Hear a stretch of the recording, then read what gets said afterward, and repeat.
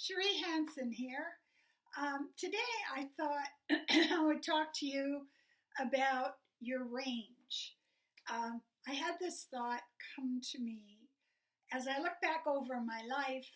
If I look over a month or a year or 5 years or 10 years, what I come to understand is that um, based on my emotional maturity, my awareness, my mindfulness practice, I'm kind of caught in a range. And the only thing I can compare it to is if you're driving a stick shift. Okay? So as we go through life, we have a certain range. And you can observe yourself and see it. When I was 20, my range was quite vast. I would get very, very depressed, or I would get very angry, or I would get very ecstatically busy. So I was constantly shifting through these various emotional and energy states. And as I watch the process of my life, I come to understand that when I'm more grounded, when I'm in a place where I'm in my body and I feel at home in my body, my emotional range is actually narrower. And I would say it moves up to the high end. Okay? So there are states that I have which are peaceful. Say right now with my hip hurting and that kind of thing, where I am with that is quietly patient and not in a state of despair. I'm not gearing down really, really low and low vibration. And on the other hand, I'm not in a kind of adolescent, pumped up, adrenalized expectation, excitement, like a 13-year-old girl getting dressed for a school dance or something like that. I tend to stay more what I call in the pocket. And that state is that I know that whatever I'm going through at the current time is going to serve me. Let me explain how it appears to me. It's like a bank account. I think about bank accounts quite frequently. It's very much like a bank account.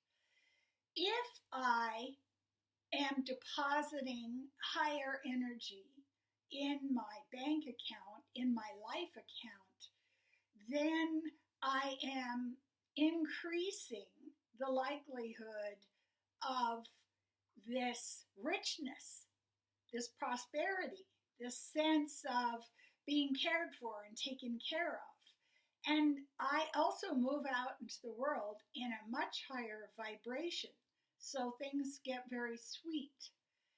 If I am in a state where I allow myself to get into victim mindset, something goes wrong and I see it as a sign that the entire universe is like a person with a fly swatter and they're just trying to find me and just swat me down. If I'm doing that, my bank account is being depleted. And there are so many cause and effect things to look at here. If I'm constantly building up my bank account, if I'm constantly feeling like everything I'm going through is somehow growing me, is somehow making me, a wiser person, a more capable person, even if I didn't like it. I often don't like lessons. Nobody says, God, I'm glad I had that lesson. Maybe 5 years later. But if we're in this place where we are going through something and we are in a state of submission and just saying, I don't know why why this is happening, but there is the possibility that it's helping me become a richer, happier, more peaceful, and more balanced person. Hey, that's pretty cool. So, challenges are something we can't escape because we got born in the body. You know, it's not comfy cozy in the body. It just isn't. There are just so many things that can go wrong. I think of when somebody gets, some kind of rash or something like that, they go on MedMD and they look it up and there are like 1,200 things it could be. And that's kind of, we're at the mercy of our fragility, of our physical fragility, of our temporal existence. We're a drop of water that has fallen on the surface, and the heat will come and we will evaporate. And we're always aware of that. We're always aware of that. But how do we move through the world is the question. And I could see it today. I could see how my range of emotion has changed so much. If you think about a 3 or 4-year-old, like they'd be on the floor holding their breath, screaming and epileptic in seconds. And then later on, they're just, running out the door, skipping and riding an imaginary horse. Their range is very vast, and they go up and they go down. I have gotten to a place now in my life where I can observe the fact that my range is narrower. I don't go into operatic,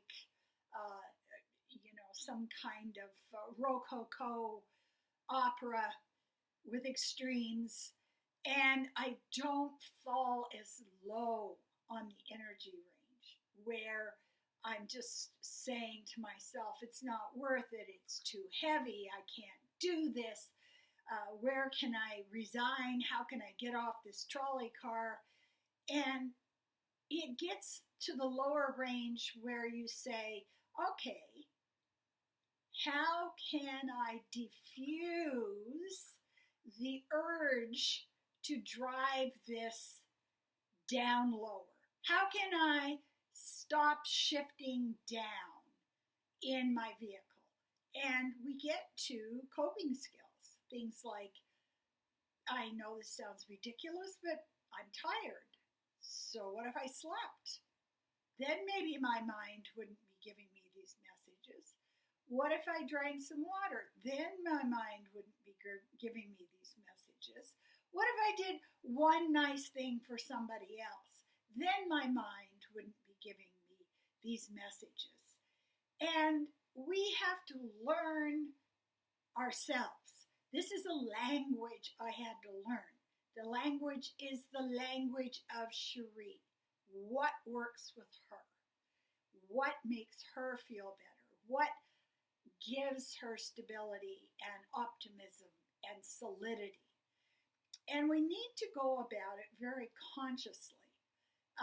We get there so much faster if we're intending to learn how to operate ourselves instead of just bashing around like bumper cars.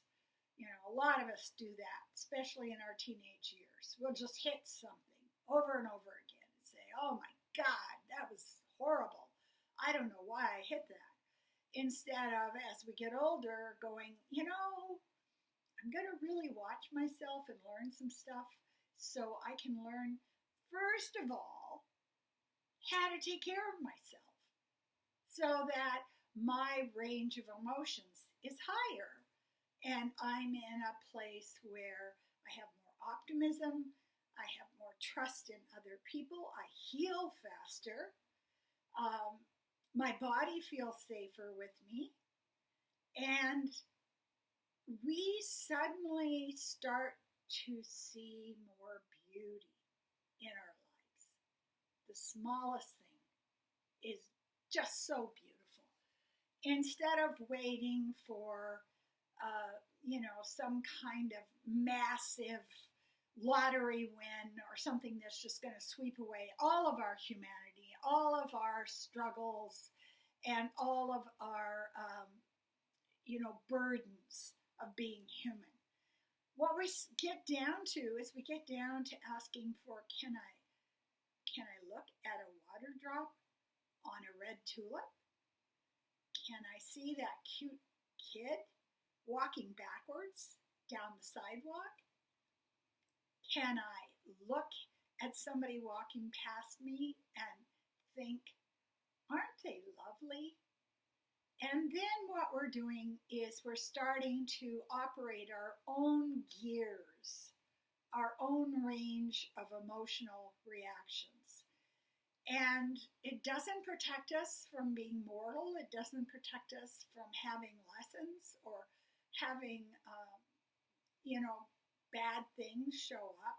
But what it does do is it makes it so much easier for us to handle being mortal. I wanted to share this with you today because I could see it in my mind so clearly. What is my emotional range? How many levels do I shift through in a day or a week or a month or a year? And is my range tending toward the higher vibration, toward a sense of peace, of ease, of softness, of flow, of my love to someone else and their love to me? If so, then I'm growing. And golly gosh, that's the most we can hope for in life, is just to grow the hell up. So thank you for listening and for watching my YouTube video. Do subscribe, and I would also let you know that I do coaching for people. I have the channel, I have the insight messages that come to me, which are dead on accurate. They're just a gift that I was given when I got born. Thank you. And get a hold of me. I'll do a remote reading for you. I can coach you along through this process of growing. And I am very, very grateful that you stopped by to listen. If you like the video, thumbs up, subscribe. Thank you very much.